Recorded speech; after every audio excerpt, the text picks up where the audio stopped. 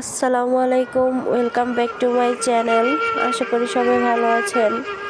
আমি যখন 4 মাসের প্রেগনেন্ট, তখন আমার স্বামী আমাকে তালাকের নোটিশ 3 মাসে 3টা পাঠিয়ে দিয়ে ইউরোপে পাড়ি জমায়। আমি জানতাম প্রেগনেন্ট অবস্থায় ডিভোর্স কার্যকর হয় না। প্রথম নোটিশ পাওয়ার পর তার সাথে অনেকবার চেষ্টা করেছি যোগাযোগ করার, সামনাসামনি বসে কথা বলার। তার পরিবারের কাছে গিয়েছি, আত্মীয় স্বজনের কাছে গিয়েছি, কেউ আমাকে পাত্তা দেয়নি, সবাই অবহেলা করেছে। আমার পরিবার আমাকে কোনো রকম সাপোর্ট করেনি, কারণ 5 বছর ভালোবেসে আমরা নিজেরা বিয়েটা করেছিলাম। আমাকে ডিভোর্স দেওয়ার মতো এতটা খারাপ সম্পর্ক আমার স্বামীর সাথে আমার ছিল না। তারপরেও আমাকে আমার বাবার বাসায় বেড়াতে পাঠিয়ে আমাকে তালাকের নোটিশ পাঠিয়েছে। তখন আমার কোনো জব ছিল না। মাস্টার্স পাশ করে 1 বছর সংসার করেছি। আমার প্রেগনেন্ট অবস্থায় কখনো ইচ্ছে হয়নি মানুষটার বিরুদ্ধে আইনগত ব্যবস্থা নেওয়ার। আমার কষ্ট দেখে আমার পরিবার অনেকবার আইনগত ব্যবস্থা নেওয়ার কথা আমাকে বলেছে, কিন্তু আমি রাজি হইনি। যে মানুষ জোর করে চলে যেতে চায় তাকে বেঁধে রাখা যায় না। সে চলে যাওয়ার পর আমার জীবনের নতুন করে সংগ্রাম শুরু হয়। বাবার বাসায় অনেক যন্ত্রণা সহ্য করে কন্যা সন্তানের জন্ম হয়।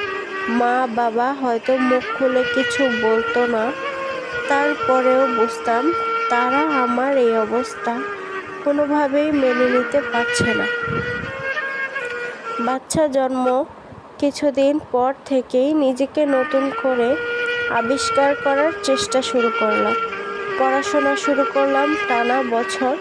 পড়াশোনা করে বাচ্চাকে সময় দিয়ে ভালো একটা সরকারি জব পাই। জব আর মেয়েকে নিয়ে জীবন ভালোই চলছে, যদিও মাঝে মাঝে কিংবা সহপাঠী আত্মীয় স্বজনের কথার আক্রমণে পড়তে হয়। এই বিষয়টা এখন আর আমার গায়ে লাগে না, কারণ অনেক সময় পার করেছি, অনেক কষ্ট পেয়েছি, কেউ পাশে এসে দাঁড়ায়নি। একা একটা মেয়ে এই সমাজে চলা কঠিন হলেও অসম্ভব কিছু নয়। আমার মেয়ের বয়স এখন 5 বছর। আমার মা বাবা যদি বেঁচে না থাকতো, হয়তো মেয়েকে নিয়ে আমার পক্ষে জব করাটা খুব কঠিন হয়ে যেত। মা বাবা মায়ের দায়িত্ব দেওয়ার কারণে আমার জব করাটা সহজ হয়েছে। স্বামী নামের একজন মানুষ যে আমার জীবনে ছিল, সেটা আমি ভুলেই গিয়েছিলাম। এতগুলো বছর সে কোনো দিন তার মেয়ের খবর নেয়নি এবং তার পরিবারও কোনো দিন আমাদের বাসায় আসেনি। আমিও তাকে ভুলে গিয়েছি। তার মানে এই না আমি নতুন করে অন্য কোনো পুরুষের সাথে নিজেকে জড়িয়েছি। গত 3 দিন আগে ওই মানুষটা আমার মায়ের নাম্বারে কল দিয়ে জানিয়েছে সে বাংলাদেশে এসেছে।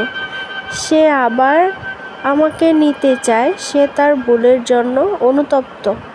মায়ের মুখ থেকে এসব কথা শুনে আমার বড্ড হাসি পেয়েছে।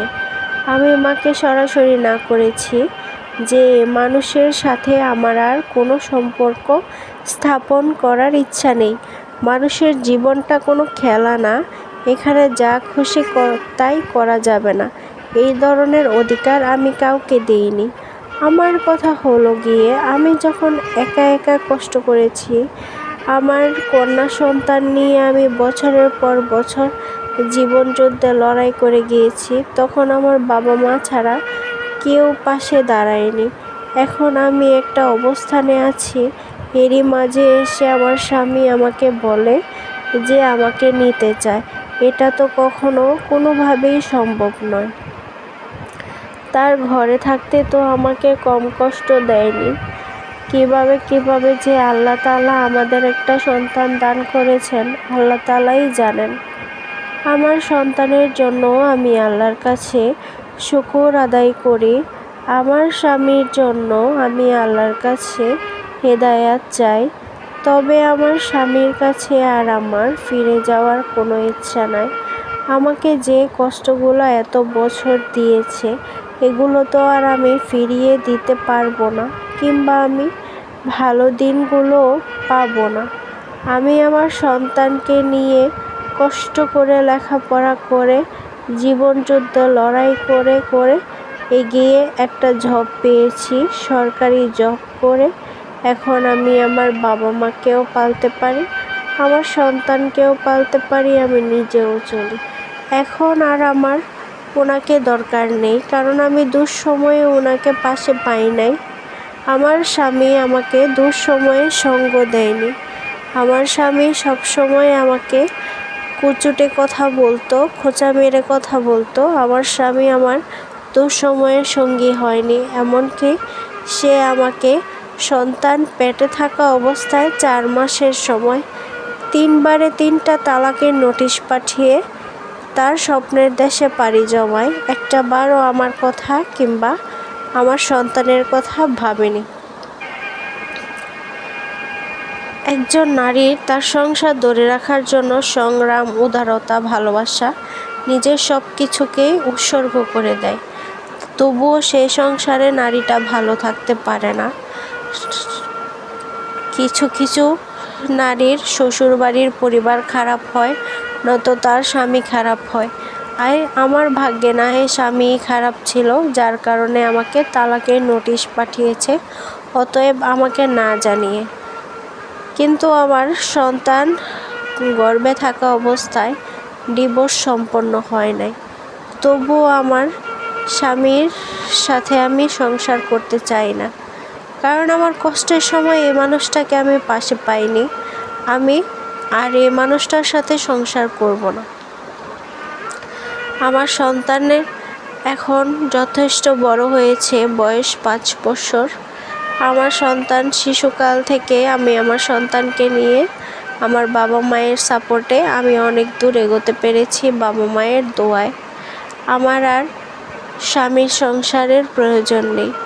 যখন নাকি আমি একা থেকেছি, একা কষ্ট করেছি, একা জীবন নিয়ে সন্তানকে নিয়ে সংগ্রাম করেছি, তখন আমার জন্য উদারতা আসেনি। এখন আমি ভালো আছি। এখন তাকে ফিরে আসতে কে বলেছে?